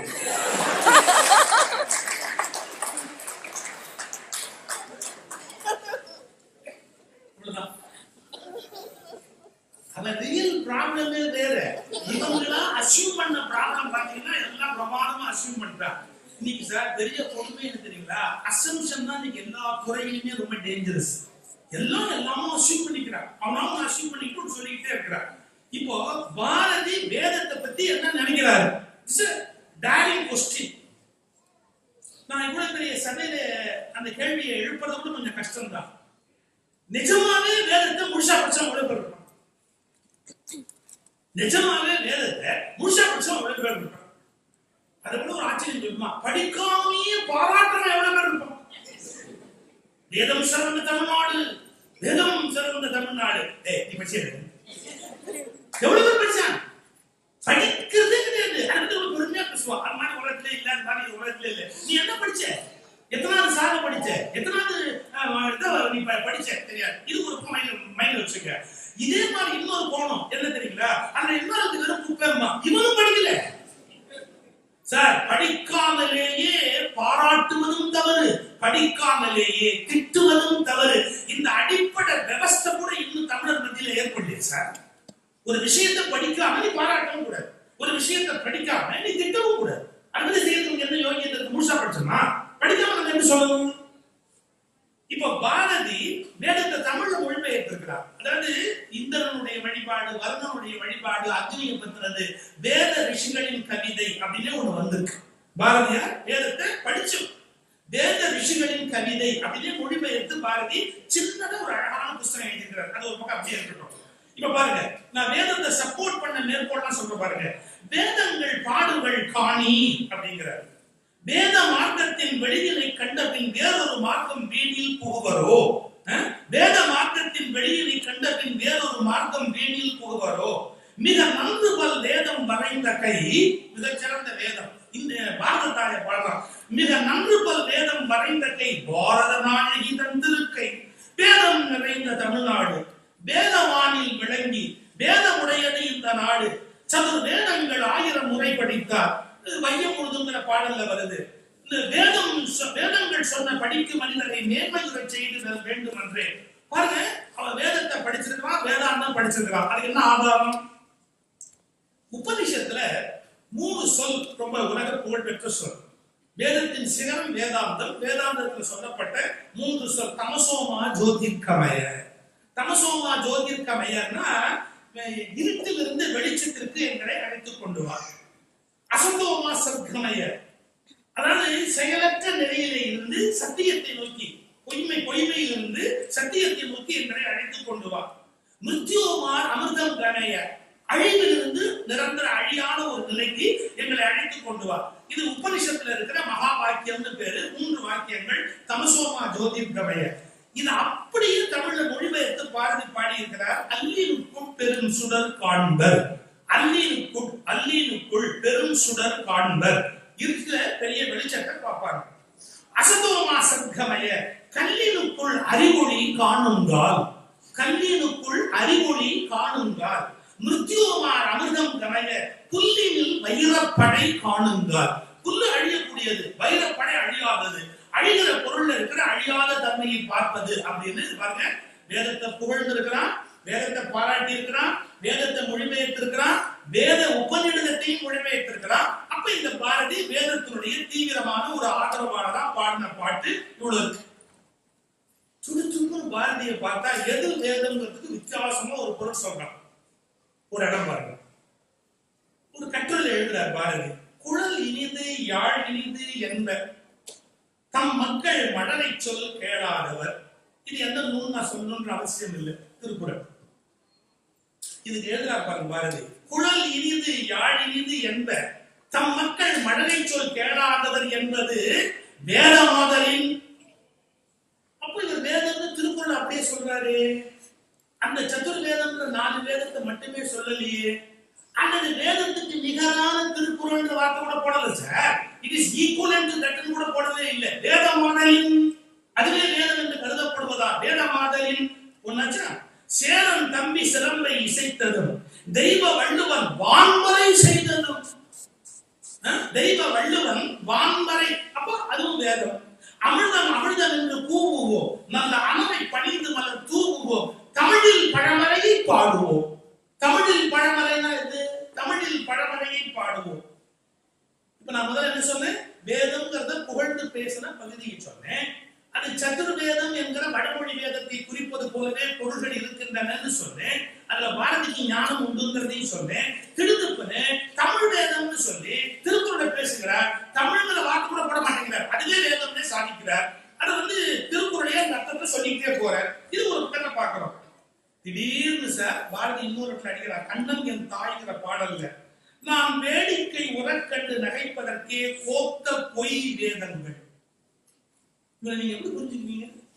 நான் நல்லா சந்தோஷமா இருக்கிறதுக்காகவே நிறைய பொய்யெல்லாம் வேதத்தை சேர்த்து வச்சிருக்காங்க. நான் வேடிக்கை உரக்கண்டு நகைப்பதற்கே கோத்த பொய் வேதங்கள். திடீர்னு அதுக்கு எதிரான ஒரு விஷயத்தை சொல்லிட்டு போறான். சார் இது கூட ஸ்லிப்ல வந்திருக்கலாம் சார், அவர் எனக்கு அறியாம ஏதாவது சொல்லியிருக்கிறாங்க. இப்ப அடுத்த பாட்டு சொல்றேன். கண்ணன் என் தந்தை அப்படிங்கிற பகுதியில ஒரு பாடல் இருக்கு. வேதங்கள் கோத்து வைத்தான், கோத்து வைத்தான். கண்ணன் சொல்ற, கண்ணன் என் தந்தை வேதங்கள் கோத்து வைத்தான். அந்த வேதங்கள் மனித மொழியில் இல்லை. அது என்ன, மனுஷன் பேசுற பாஷையிலே இல்ல. மனுஷன் பேசுற பாஷையிலே இல்லாம மனுஷன் எப்படி அதை படிக்க முடியும்? வேதங்கள் கோத்து வைத்தார். அந்த வேதங்கள் மனித மொழியில் இல்லை. வேதங்கள் என்று புவியோர் சொல்லும் வெறும் கதை திரள். வேதங்கள் என்று புவியோர் சொல்லும் வெறும் கதை திரளில் அவ்வேதம் இல்லை. வேதங்கள் என்பவற்றுள்ளே அவன் வேதத்தில் சிற்சில கலந்தது உண்டு. வேதங்கள் என்பவற்றுள்ளே அவன் வேதத்தில் சிற்சில கலந்தது உண்டு. வேதங்கள் அன்றி ஒன்று இல்லை. இந்த மேதினி மாந்த சொல்லும் வார்த்தைகள் எல்லாம் இவர் நீங்க எதுல சேர்ப்பீங்க? அப்புறம் இன்னொரு சொல்ல பாருங்க. சாத்திரங்கள் பல தேடினேன், அங்கு சங்கை இல்லாதன சங்கையாம். மரியாதை அடைய வேண்டாத பல விஷயம் சாஸ்திரத்துல மரியாதை அடைஞ்சிருந்து திட்டமாங்க. சாத்திரங்கள் பல தேடினேன், அங்கு சங்கை இல்லாதன சங்கையாம். பல கோத்திரங்கள் சொல்லும் மூடர்தான் பொய்மை குடையில் உண்மை கிடைத்திடுமோ. நீ வேதத்தை ஆதரிக்கிறியா? வேதத்தை எதிர்க்கிறியா? வேதத்தை விமர்சனம் பண்றியா? வேதத்தை கொண்டாடுறியா? இல்ல வேதம் வானான்னு சொல்றியா?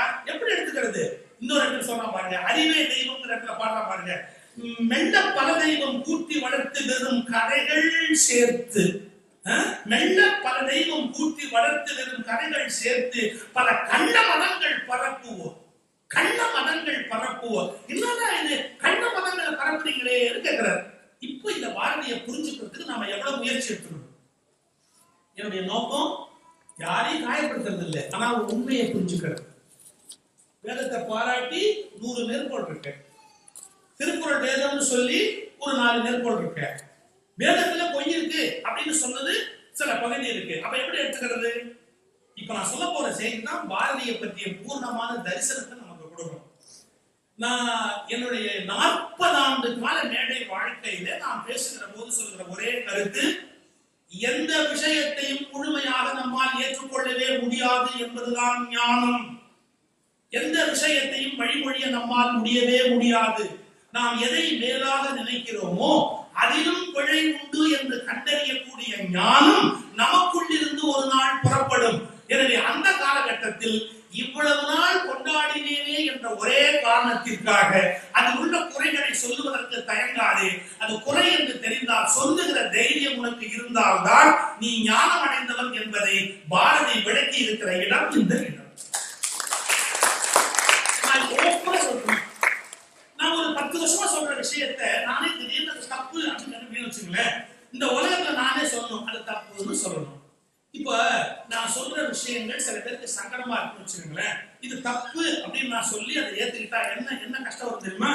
இது தப்புன்னு புரிஞ்சுக்கிட்டா இவ்வளவு நாள் நான் முட்டாளா இருந்தேங்கிறதையும் சேர்த்து ஒத்துக்கும். இவ்வளவு நாள் நான் முட்டாளா இருந்தேங்கிறத யாராவது ஒத்துக்கோங்க சார்? அது எவ்வளவு கஷ்டமான விஷயம். இனிமே முட்டாளா இருக்கவனா நம்ம தயாரா இருக்கணும் ஒழிய இவ்வளவு நாளா முட்டாளா இருந்தோங்கிறத ஒத்துக்கிறதுக்கு நமக்கு தைரியம் வராது. அது வந்து ஒரு அசாத்தியமான தைரியம் வேணும். ஆமா நான் இவ்வளவு நாள் தப்பா தான் அதை புரிஞ்சுக்கிட்டேன்னு சொல்றதுக்கு ஒரு பெரிய தைரியம் வேணும். இப்ப பாரதி எதை பாராட்டினானோ, எதை வியந்தானோ, எதை கொண்டாடினானோ அதிலும் சில பிழைகள் உண்டு அப்படிங்கிறான், அதிலும் சில தவறுகள் உண்டு அப்படிங்கிறான். பொறுமையா போய் வேதத்தினுடைய மொழிபெயர்ப்பு நர்மதா பதிப்பகத்துல வந்திருக்குது. நீங்க எடுத்து படிச்சு பாருங்க, மொழிபெயர்ப்பு வந்திருக்குது. எடுத்து பொறுமையா படிச்சு பாருங்க. நாம சில விஷயங்களை ஓவரா கொண்டாடுறோங்கிறது தெரியும், சில விஷயங்களை தெரிஞ்சுக்காமலே போயிட்டோங்கிறது தெரியும். அப்ப எந்த ஒரு நூலை எடுத்தாலும் 100க்கு 100 வழிமொழிவதற்குரிய வாய்ப்பு இல்லை. இப்ப நான் சொன்ன பல பேருக்கு மனசுல கஷ்டம் வரும். எந்த மதத்தின் முழு நூலும் எல்லா காலத்துக்கும் பொருந்துவதாக இருக்க முடியாது. அது சமூகம் வளர வளர மாற மாற வேறு பல கருத்துக்கள் தேவைப்படுவதாக இந்த உலகத்தில் இருந்து கொண்டே இருக்கும். நாம் கொண்டாடிவிட்ட காரணத்தினாலேயே பழமையை மட்டும் நியாயப்படுத்திக் கொண்டிருக்க முடியாது. அதை புரிந்து கொள்வதற்கு ஒரு உள்மொழி இருந்தால் மட்டுமே நம்மால் புரிந்து கொள்ள முடியும். இது ஒரு அசாத்தியமான துணிச்சல் வரும், ஒரு அசாத்தியமான தைரியம் வரும். ரைட் சார், அது எவ்வளவு பெரிய விஷயமா கூட இருக்கலாம். அதை எனக்கு இந்த இடத்துல கொஞ்சம் ஒத்துக்கல sir. I peg to differ. நான் மரியாதையோடு அதிலிருந்து நான் விலகி இருக்கிறேன். இத பாரதி தெரியும். நான் இந்த இடத்துலதான் மகாகவி பாரதியை ரொம்ப கொண்டாடுறேன். இதுக்கு என்ன தெரியுமா பேரு? அவேர்னஸ், விழிப்பு நிலைன்னு பேர். நம்ம என்னன்னா விழிக்காம இருக்கிறத ரொம்ப விரும்புவோம். அதே மாதிரி போகணும் சார், ஏதோ வாழ்க்கை 70 வயசு இப்படியே ஓடி போச்சு, இதே மாதிரி போய் சேரணும் சார், இப்படியே இருந்துட்டு போகுமே சார், எதுக்கு சார் புதுசா ஒன்று பண்ணிக்கிட்டு. ஹரிகிருஷ்ணன் கூட சொல்றாரு, இப்ப எவ்வளவு மாறிடுச்சு, இந்த பேப்பர்ல இருந்து மாறி கேஜெட்ஸ் வந்துருச்சு எல்லாமே, நாம எப்படி மாறுறது? உங்க ஊர்ல பரவாயில்ல 500 வெள்ளி கொடுக்குறாங்க, எங்க ஊர்ல அதுவும் கொடுக்க மாட்டேங்கிறாங்க. வெளியூர் ஆளுக்கு கொடுக்கறதுக்கு ஒரு ஏற்பாடு பண்ணுங்களேன். மாடனா மாறுறதுக்கு வேண்டிய எல்லா விஷயங்களும் நீங்க கத்துக்கலாம், லேர்ன் பண்ணலாம். அப்படி ரொம்ப அவசியம் சார். மாறுவதற்கு தயாராக இல்லைன்னு சொன்னா அவங்க என்ன பண்ண முடியுது உலகத்துல? நாம பழமை, இதுதான் ரொம்ப ஆபத்து. உடனே சில பேர் பைத்தியமான பழமையை ஒரே அடியா நிராகரிக்கிறாங்க சார். பழமையை அப்படியே குப்பையில போடுங்களா? தப்பு தப்பு தப்பு. பழமையில கொண்டாட வேண்டிய விஷயம் எவ்வளவோ இருக்கு. கவனமா பார்த்துக்கிட்டே வந்து நீங்க இது இந்த காலகட்டத்துக்கு ஒத்து வராது சார், இது இந்த காலகட்டத்துக்கு ஒத்து வராது, தள்ளி வைங்க. அதை சொல்றதுக்கு உரிய ஒரு வகையான ஞானம் மனுஷனுக்கு தேவை. அந்த துணிச்சல் பாரதிக்கு இருந்ததை கண்டுதான் நாம் வியக்கணும். இப்ப எடுத்துக்கங்களேன், பழமையை பாராட்டி எவ்வளவோ பேசுறாரு, பழமையை திட்டி எவ்வளவோ பாட்ட சொல்றாரு. உதாரணம் சொல்ல பாருங்க, பழமை பழமை என்று பாவனை பேசலன்றி பழமை இருந்த நிலைக்கிலேயே பாமரன் ஏன் தெரிவார். பழமையை இவ்வளவு பேசுறாங்களே, பழமை என்னன்னு இருக்க தெரியுமா அப்படிங்கிறார். திருப்பி பழமையை திட்டாருப்பாங்க, மறைவாக நமக்குள்ளே பழங்களைகள் சொல்வதில் ஒரு மகிமை இல்லை. இதே மாதிரி இவர் எதை ஆதரிக்கிறாரோ அதை அவரே எடுத்து பேசுறாரு. இந்த உலகத்திலே கஷ்டமான விஷயம் இருக்குங்களா, சொந்தமா சிந்திக்கிறது. டிக்டோ போட்டுட்டே போறோம் சார், டிக்டோ எவ்வளோ அதே ஐயா சொல்றாரு சார். லீவ் லெட்டர் கூட பல பேர் சார் அடுத்தவன் பார்த்து எழுதுறான் சார். இவருக்கு லீவுக்கு வேற ரீசன் இருக்கு பாருங்க, அடுத்தலாம் ஃபாலோ பண்ண மாட்டேங்கிறாங்க. சொல்றேன் தப்பா நினைக்காதீங்க, ஒரு ஃபேக்டரியில லேட்டா வந்தா என்டர் பண்ணணும். ஃபேக்டரியில லேட்டா உள்ள வரதான் என்டர் பண்ணணும். என்ன நடந்தது ஃபேக்டரியில, அவங்க ஜிஎம் லேட்டா வந்தான், அவனுக்கு ஒய்ஃபுக்கு அன்னைக்கு டெலிவரி ஆயிருந்தது, அதுவும் ரெட்ட பிள்ளை பிறந்திருந்தது. அவன் என்ன எழுதுனா, எனக்கு ஒய்ஃபுக்கு ரெட்ட பிள்ளை பிறந்ததால நான் இது கொஞ்சம் லேட்டா வந்தேன்னா. எப்பவுமே மேல ஒருத்தன் என்ன எழுதிக்கிறான் அதுக்கு டிக்டோ போட்டே எல்லாரும் பழகிருக்காங்க. என்ன ஏதுன்னு படிக்க மாட்டான். முதல்ல அவனுக்கு டயர் பஞ்சரா இருக்கும், ஏதோ நடந்திருக்கும், அதை எழுதுறான் அப்படின்ட்டு எல்லாரும் டிக்டோ போட்டா லேட்டா வந்தான். எல்லாரும் 30 பேருக்கு ஒரே நாள்ல ரெட்ட டெலிவரி ஆனா அந்த நாடு என்ன ஆகும்? அவன் என்ன எழுதி இருக்கிறான், அது என்ன ரீசன், அவன் சொல்ற காரணம் வேற, நான் சொல்ற காரணம் வேற. இவன் பார்க்கலாமா இல்லையா? என் கூட சார், என் கூட பிஏ எக்கனாமிக்ஸ் நான் படிச்சேன். என் கூட ஒரு பையன் பிஏ எக்கனாமிக்ஸ் வந்தான். ஏன்னா நீ பிஏ எக்கனாமிக்ஸ் வந்த, நீ இங்கிலீஷ் லிட்டரேச்சர் படிக்கணும்னு சொல்லிக்கிட்டே இருந்தியே, ஏன்னா பிஏ எக்கனாமிக்ஸ் வந்தேன்னு கேட்டேன். அவன் சொன்ன பதில் இன்னி வரைக்கும் எனக்கு மறக்கவே மறக்காது. அப்ளிகேஷன் ஃபில்அப் பண்ணும்போது எக்கனாமிக்ஸ் ஒருத்தன் பக்கத்துல போட்டா நானும் அப்படியே போட்டேன். அவன் ஃப்ரெண்டை பார்த்து அப்ளிகேஷன் ஃபில்அப் பண்ணிட்டு வந்துருக்காங்க சார். அவன் எக்கனாமிக்ஸ் போட்டா பாருங்க எதுக்கு சார், அவன் எக்கனாமிக்ஸ் போட்டு பேசாம எக்கனாமிக்ஸ் அப்ளிகேஷன் கொடுத்துருக்கான். அவன் ஜாயின் பண்ணிட்டான் நெக்ஸ்ட்ல. படிக்கிறதுல கூட சாய்ஸ் நீ என்ன படிக்கணும் நீயா கண்டுபிடிக்க மாட்டியா, அவன் அப்படி டிசைன் பண்ண போறியா? இப்ப பாரதி பாருங்க, பழமை பழமை இருந்து பாவனை பேசலன்றி பழமை இருந்த நிலைக்கிலேயே பாமரர் ஏதறிவார்னு பழமையை புரிஞ்சுக்கலையே பேசுறான். அப்புறம் மறைவாக நமக்குள்ளே பழங்கதைகள் சொல்வதில் ஒரு மகிமை இல்லை அப்படின்னு பேசுறான். சார் பழமையை கொண்டாடுறதுக்கு என்ன அடையாளம் சொல்ற பாருங்க, விதியே விதியே தமிழச்சாதியை என் செய்ய நினைத்தாய் அப்படிங்கிற அந்த பாட்டை சொல்ற பாருங்க. சிலப்பதிகாரத்தை செய்யுளை கருதியும் திருக்குறள் உறுதியும் தெளிவும் பொருளின் ஆழமும் விரிவும் அழகும் கருதியும் எல்லை ஒன்று இன்மை என்னும் பொருளதனை கப்பன் குறிகளால் காட்டிட முயலும் முயற்சியை கருதியும் முன்பு நான் தமிழச்சாதியை அமரத்தன்மை வாய்ந்தது என்று உறுதி கொண்டிருந்தேன். அப்ப பழமையை எவ்வளவு பாராட்டி பேசலாம், சிலப்பதிகாரத்தை பேசலாம், கம்பனை பேசலாம், திருவள்ளுவரை பேசலாம். அப்ப பழமையில் இருக்கிற சிறப்பு இவ்வளவு கொண்டாடுவோம்னு பேசலாம். ஆனா அதே சமயத்துல பழமையில ஒரு தவறு இருக்குமானா இப்படி எழுதலாம். எங்க அப்பா வெட்டின கிணறு உப்பு தண்ணி குடிக்க முடியுமா? ஒரு உப்பு தண்ணி கிணறு எங்க பாட்டம் வெட்டினது, எங்க பாட்டம் வெட்டினது, பாட்டம் வெட்டினதுன்னு சொல்லி நீ அந்த உப்பு தண்ணி கிணறை குடிச்சுட்டு இருக்க முடியுமா? இதுக்கு இது பயன்படாது. வேற கிணறு வெட்டு, வேற என்ன பண்ணாம அதை பத்தி யோசி. இதுதான் பாரதி இடத்திலே இருந்து இந்த சமூகம் தெரிந்து வைத்திருக்க வேண்டிய ஒரு ஆச்சரியமான ஒரு குணம். இன்னொன்னு, அவருடைய தமிழ் பற்று, தமிழச்சாதியின் மீதான ஆர்வம் தான் உங்களையும் தமிழ்நாட்டையும் இணைக்கிற இணைப்புன்னு சொன்னேன். பரகீசூர் நெல்லையப்பருக்கு 1915 ஜூலை 19ஆம் தேதி பாண்டிச்சேரி எது பாரதி ஒரு கடிதம் எழுதுறார். அந்த கடிதத்தில் எழுதுறாரு பாருங்க, தமிழை விட மற்றொரு பாஷை சுகமாக இருப்பதை பார்க்கும் போது எனக்கு வருத்தம் உண்டாகும். மற்றொரு பாஷை சுகமாக இருப்பதை பார்க்கும் போது எனக்கு வருத்தம் உண்டாகிறது. தமிழை விட மற்றொரு ஜாதியான அறிவிலும் வலிமையிலும் உயர்ந்திருப்பது எனக்கு சம்மதம் இல்லை. இதுவாக பரவாயில்ல. அடுத்த வார்த்தை, தமிழச்சியை காட்டிலும் மற்றொரு ஜாதிக்காரை அழகா இருப்பதை கண்டால் என் மனம் கூம்படுகிறது.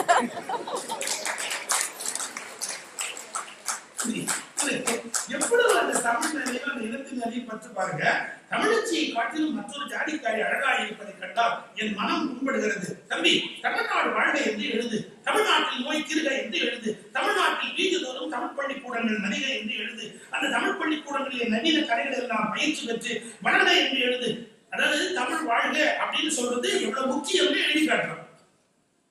இன்னொருத்தர் சொல்றான், நீலகண்ட என்ன யாரோ ஒருத்தர் பாடம் நடத்துறதுக்கு தமிழ் வசதி படல, இங்கிலீஷ் தான் வசதின்னு சொல்லியிருக்கிறார். அவரை பத்தி எதனா பாருங்க. இங்கெல்லாம் எழுதுகிற ஸ்ரீ நீலகண்டையின் நிலையை நினைத்து நான் மிகவும் வருத்தப்படுகிறேன். சொந்த பாஷையை நேரே பேச தெரியாதவர்கள் சாஸ்திர பாடங்கள் நடத்தும் வினோதத்தை இந்த தேசத்திலே தான் பார்த்தோம். புதுமை புதுமை புதுமை. அவன் தாய்மொழியில பாடம் நடத்த முடியாதா? வேற பாஷைகளும் நடத்தி ஆகுமா? இந்த நிமிஷம் தமிழ் ஜாதியின் அறிவு கீர்த்தி வெளியுலகத்திலே பரவாமல் இருப்பதை நான் அறிவேன். போன நிமிஷம் தமிழ் ஜாதியின் அறிவொளி சற்றே மங்கி இருந்ததையும் நான் அறிவேன். ஆனால் போன நிமிஷம் போய் தொலைந்தது. இந்த நிமிஷம் சத்தியம் இல்லை, நாளை வரப்போவது சத்தியம். எனவே தமிழின் ஒளி உலகம் முழுவதும் பரவாவிட்டால் என் பெயரை மாற்றி அமையுங்கள். தமிழுடைய பெருமை பரவாயில்லைன்னா அப்படின்னு. ஆனா இதுக்காக பழச கொண்டாடி பழச பெருமையா பேசுற பாரதி பழசுல இருக்கிற தப்ப ஒத்துக்கிறதுக்கு கவலையே படாது.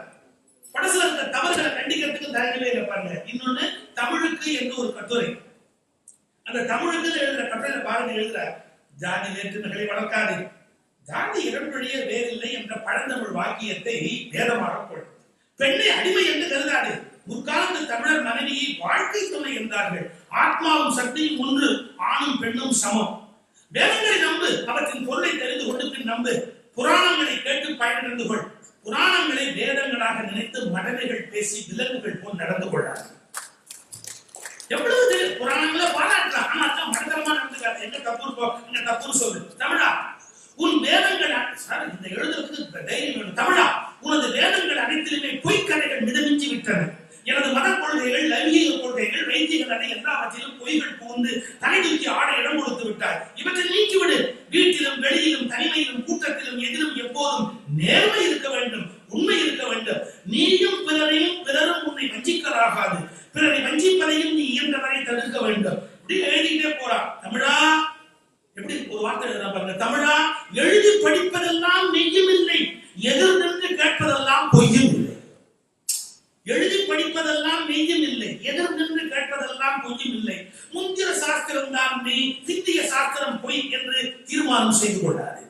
படிச்சு அதனால அதுதான் சிறந்ததுன்னு நினைக்காத. முந்திர சாஸ்திரம் தான் சிறந்ததுன்னு நினைக்காத. அது பொய்யா இருக்கிறதுக்கு வாய்ப்பு இருக்கு. இப்படி ஒரு விஷயத்தை கூச்சம் இல்லாமல் பதிவு செய்யக்கூடிய தைரியம் பாரதியுடைய தைரியம். சார், இந்த தமிழ் சாதியை அவன் திட்ட மாதிரி எவருமே திட்ட முடியாது, கோச்சுக்காதீங்க. மழை பெய்கிறது, மழை பெய்கிறது, ஊர் முழுவதும் ஈரமாகி விட்டது. தமிழ் மக்கள் எருமைகளை போல எப்போதும் ஈரத்திலேயே நிற்கிறார். யாரு அவனுக்கு வாழ வைக்கிறாங்களோ அந்த மக்களை பார்த்து சொல்றான் பாருங்க. மழை பெய்கிறது, ஊர் முழுவதும் ஈரமாகி விட்டது. தமிழ் மக்கள் எருமைகளை போல எப்போதும் ஈரத்திலேயே நிற்கிறார்கள், ஈரத்திலேயே நடக்கிறார்கள், ஈரத்திலேயே படுக்கிறார்கள், ஈரத்திலேயே சமையல், ஈரத்திலேயே உணவு. உலர்ந்த தமிழர் என்ன பார்த்து சார், உலர்ந்த தமிழர் மருந்துக்கு கூட அகப்படுறாங்க. அது என்ன உலர்ந்த தமிழர்? இந்த எருமத்தனத்திலிருந்து வெளியே வர வேண்டிய ஆள் வரலையே அப்படிங்கிற ஆதங்கத்துல பேசுறான் பாருங்க. உலர்ந்த தமிழர் மருந்துக்கு கூட அகப்பட மாட்டார். தமிழ் மக்களிலே பலருக்கும் ஜுரம் உண்டாகும். அதாவது இந்த மனிதர்கள் எப்படி இப்படி இருக்கிறார்கள், இந்த தமிழர்கள் ஏன் இது உணரல, ஏன் அவங்க வெளியில வரல? இந்த வேதனையை பாரதி தயக்கம் இல்லாமல் பதிவு செய்கிறார். இதெல்லாம் பாரதியுடைய சமூக சிந்தனைகள். அதாவது பழச ஒத்துக்கிறார், எங்க பழச பாராட்டணும் அங்க பாராட்டுறார், எங்க இதுதான் சார் கண்ணியம்னு பேரு. முழுக்க பழச ஆதரிக்கவும் கூடாது, முழுக்க பழச எதிர்க்கவும் கூடாது.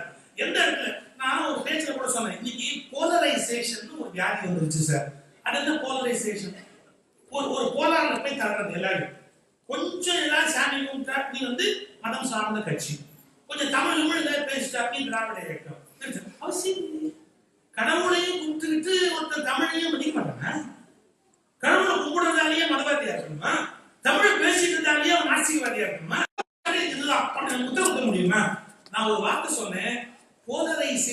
டேஞ்சரஸ். எல்லாத்தையும் ஒரு துருவத்துல கொண்டு போய் வைக்காதீங்க. ஏன்? துருவங்கள் வாழ தகுதியற்றவை என்பதை பூமி சொல்லிக்கொண்டே இருக்கிறது. துருவத்துல வாழ முடியுமா?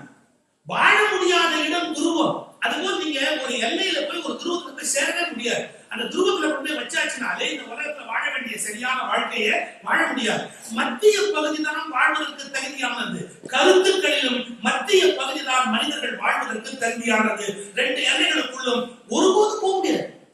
ஏன்னா நீங்க ஒரு ஆதரிச்சீங்கன்னா அது நிறைய பிழையும் இருக்கு. இதை ஏத்துக்கிட்டீங்களா? இதுலயும் நிறைய பிழை இருக்கு. நீங்க இதை ஏத்துக்கிட்டீங்களா? இதை ஏத்துக்க முடியாது. இதை ஏத்துக்கிட்டீங்களா? இதை ஏத்துக்க முடியாது. நடுவில் இருந்தா இங்கு ஏற்றுக்கொள்ளக்கூடியவற்றை ஏற்றுக்கொள்கிறேன், தள்ள வேண்டியதை தள்ளி விடுகிறேன். இங்கு ஏற்றுக்கொள்ளக்கூடியதை ஏற்றுக்கொள்கிறேன், தள்ள வேண்டியதை தள்ளி விடுகிறேன். இவன் தான் சரியான விவேகியாக இருக்க முடியும். நான் ஒரு முறை சொன்னேன், நம்முடைய ரசனை குறைவின் அடையாளம் ரசிகர் மன்றங்கள். ஏன் நான் ஒருத்தன் தான் ரசிப்பேன்னு சொன்னா மற்றவன் ரசிப்பான் ரசிக்க மாட்டேன். நான் ஒருத்தன் தான் ரசிப்பேன்னு சொன்னா என்ன அர்த்தம்? நீ இன்னொரு ரசிக்கிறதுக்கு உங்களுக்கு தெரியாதுன்னு அர்த்தமா போயிடும். அப்போ ரசனைக்கு ரசிகர் மன்ற அடையாளம் இல்ல, ரசனை குறைவுக்கு தான் ரசிகர் மன்றமே அடையாளம் ஆயிடுச்சு சார்.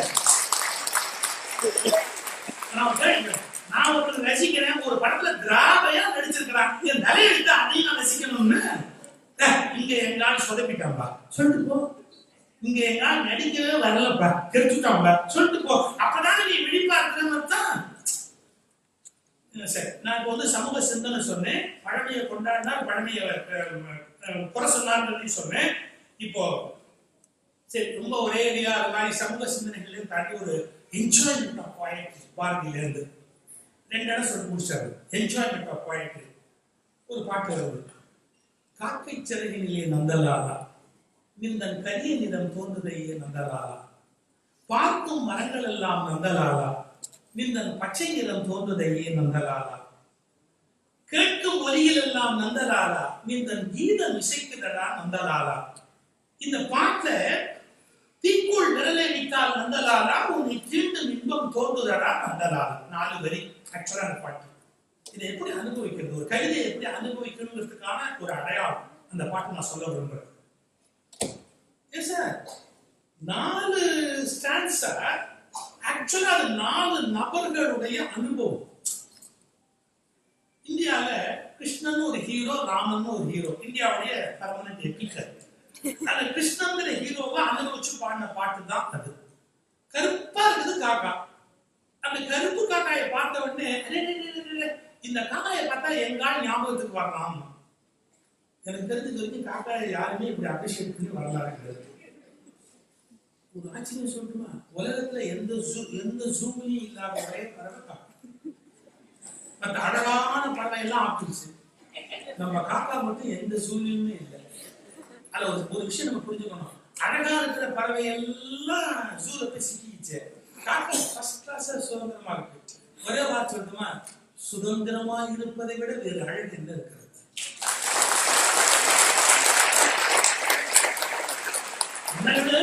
சுதந்திரத்துக்கு மேல ஒரு அழகு கிடையாது சார். ஒரு மனுஷன் ஃபுல்லா இண்டிபெண்டா இருக்கிற மாதிரி ஒரு அழகு இந்த உலகத்துல வேற என்ன முடியும்? காக்கா சுதந்திரத்தை அனுபவிக்குது.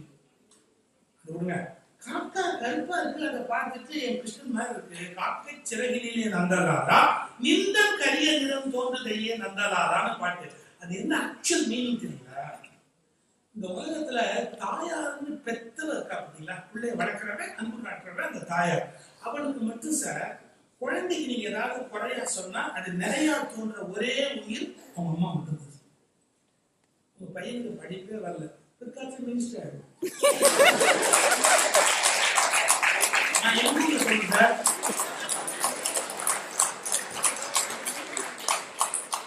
எவ்வளவு சான்ஸ் இருக்கு, எவ்வளவு சான்ஸ் இருக்கு. எங்க ஊர்ல சார் ஸ்கூல் நடத்துறதுக்கு ஒரு கவிதை எழுதியிருந்தா, இந்த செல்ஃப் ஃபினான்ஸ் ஸ்கூல்லாம் பாருங்க, பெரும்பாலியா கிட்ட கொஞ்ச நாள் வெவ்வேறு சாலை வியாபாரம்லாம் பார்த்தவங்க டப்பு ஸ்கூல் ஆரம்பிச்சிட்டாங்க.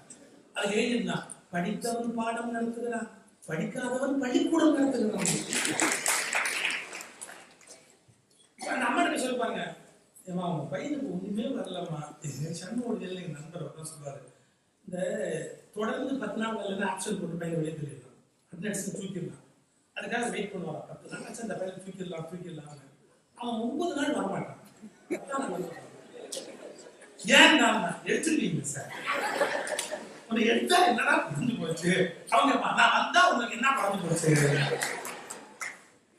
ஒரே ஒரு தடவை வரல, 10 நாள் அவன் வரல, மறந்துட்டான். 10 நாள் கழிச்சு மறந்துட்டான். இவருக்கு ஒரே சந்தோஷம், பேர் அடிச்சுட்டாரு. மறுநாள் அம்மா கூப்பிட்டு கொடுத்தார். உங்க அம்மா கேட்டாங்க, பேரை எடுத்துட்டீங்களா? பேரை ஏன் எடுத்துட்டீங்க? அப்போ படிக்க மாட்டேங்கிறான். அந்த அம்மா சொல்லிட்டான், உங்களுக்கு வேலை கம்மி தானே சார், படிக்கிற பையன் இருந்தா நோட் புக் இருக்கணும், எவ்வளவோ வேலை இருக்கும், உங்களுக்கு தான் வேலையும் கம்மி, உங்களுக்கு சம்பளமும் கொடுக்க போறான், அவங்க எவ்வளவு உதவி பண்றான் உங்களுக்கு, அவையே பேர் எடுத்தீங்க. இவன் படிக்கிறதுக்கு வந்து என்னமா பண்ண போறான்? ஒரு வார்த்தை சொல்லு. இவன் படிக்கவும் மாட்டேங்கிறான், படிக்கிறதுக்கும் வர மாட்டேங்கிறான். இவன் படிக்கிறதுக்கு வந்து என்ன பண்ண போறான்? அந்த அம்மா கேட்டாங்களா, என்னமோ விடுங்கய்யா, எப்படி பாஸ் பண்ணி வேலை வரலாம், உங்களை மாதிரி ஒரு வாரியார்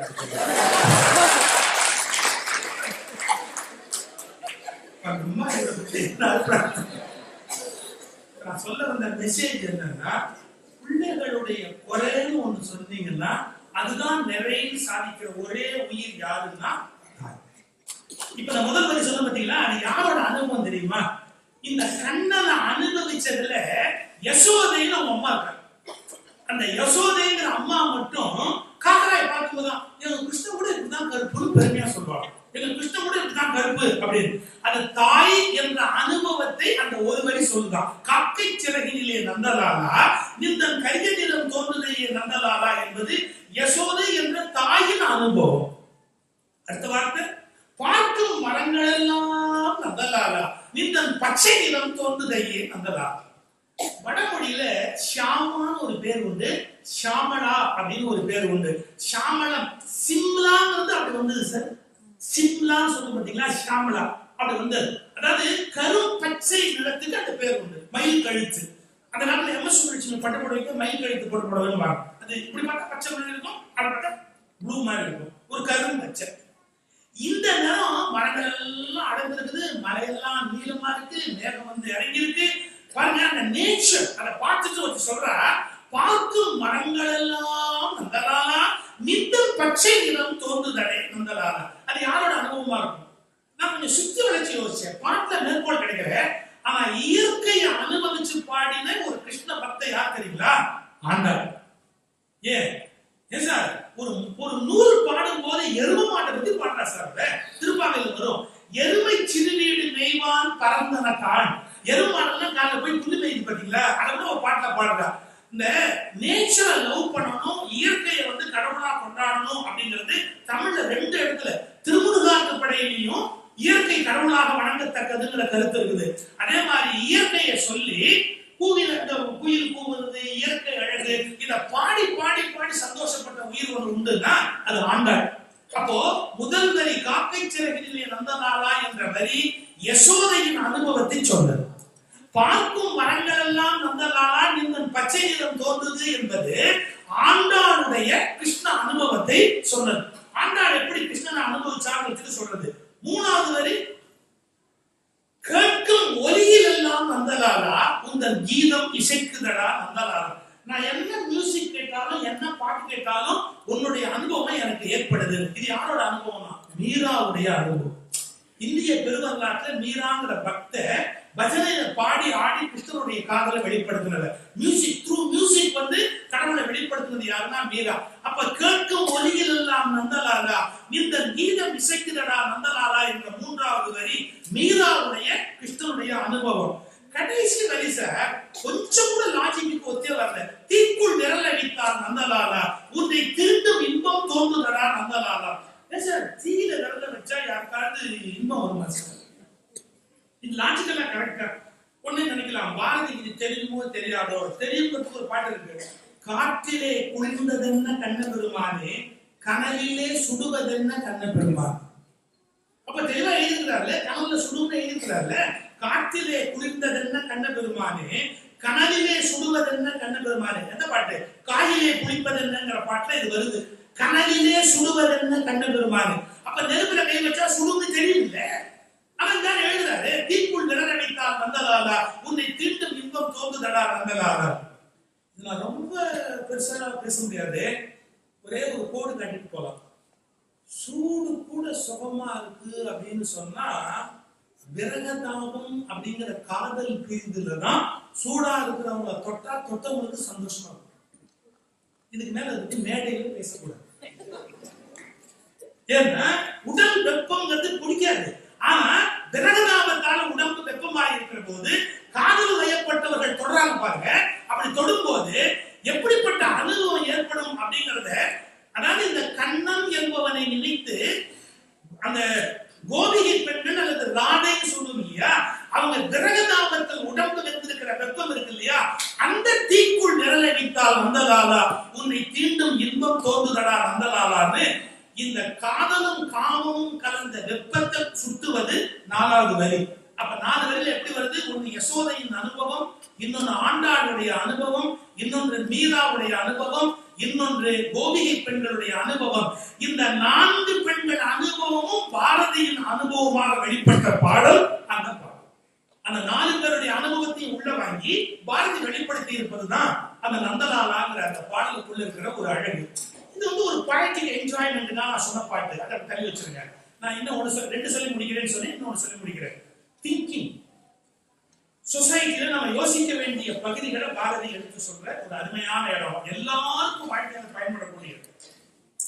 எல்லாருக்கும் வாழ்க்கையில பணக்காரனாகணும்னு ஆசையா இருக்கு. பணக்காரனாகிற ஆசை இல்லாதவங்க இந்த உலகத்துல யாருமே கிடையாது. ஹவு டு மேக் மணிங்கிறது தான் ஒரு பெரிய விஷயம். நான் ஒரு விஷயம் சொல்ல போறேன். Don't chase money, chase wealth அப்படின்னு ஒரு தியரி படிச்சேன். அதாவது don't chase money, chase wealth. There is a vast difference between money and wealth. தமிழ்ல கூட சொல்றாங்க, பணத்துக்கும் செல்வத்துக்கும் வித்தியாசம் இல்லை. கல்வி செல்வம், கேள்வி செல்வம், மக்கள் செல்வம், எத்தனை விஷயம் சொல்றார் திருவள்ளுவர். அப்ப எல்லாமே செல்வம்னு சொல்றார். இப்போ நாம என்ன பண்றோம்? பணம் தான் அப்படின்னு நினைச்சிட்டு பணத்துக்கு பின்னாடியே ஓடிட்டு இருக்கிற மனுஷன் கிடையாது. மணி வந்து ஒரு வெல்த்தே கிடையாது. எங்க ஊர்ல ஒரே நாள் இல்லைன்னு இருந்துச்சு.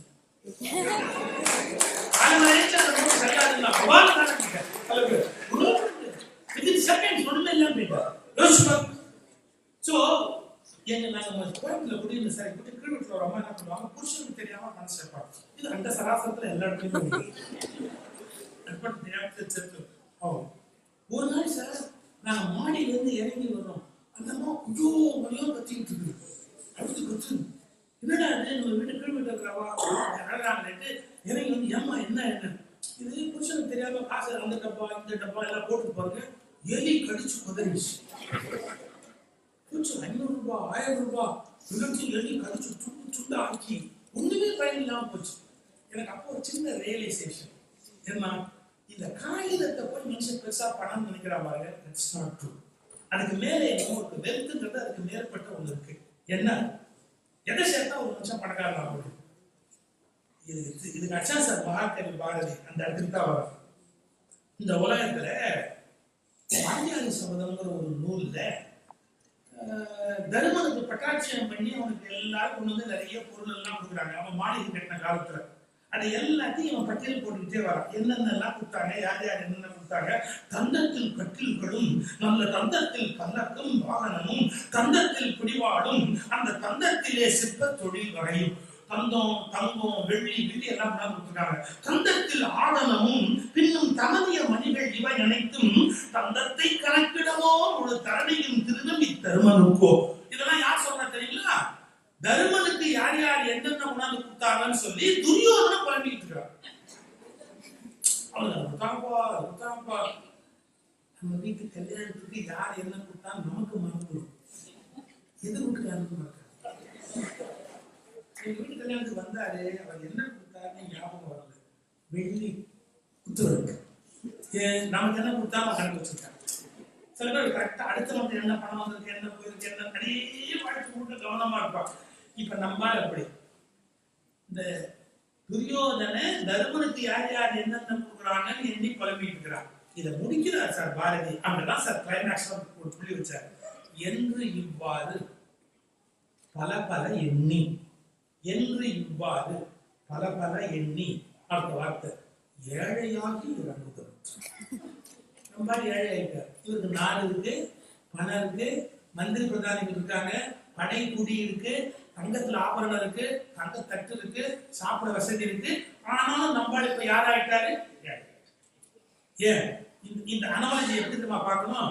இந்த உலகத்தில் தன்னுடைய செல்வம் என்ன இருக்கிறது என்று பார்க்கிறவன் தான் செல்வனாக முடியுமே ஒழிய அடுத்தவனுக்கு என்ன செல்வம் இருக்கிறது என்று பார்க்கிறவன் என்றைக்கும் ஏழையாகவே இருப்பான் அப்படிங்கிறத என்று இவ்வாறு பரப்பரை எண்ணி ஏழையாக இருப்பதும் சும்மா அடுத்தவன் என்ன பண்ணதுக்கு அடுத்தவன் என்ன பண்ணதுக்கு அடுத்தவன் என்ன பண்ணதுன்னு பார்த்தா நம்ம எப்படி சார் இந்த உலகத்துல பணக்காரனா இருக்க முடியும்?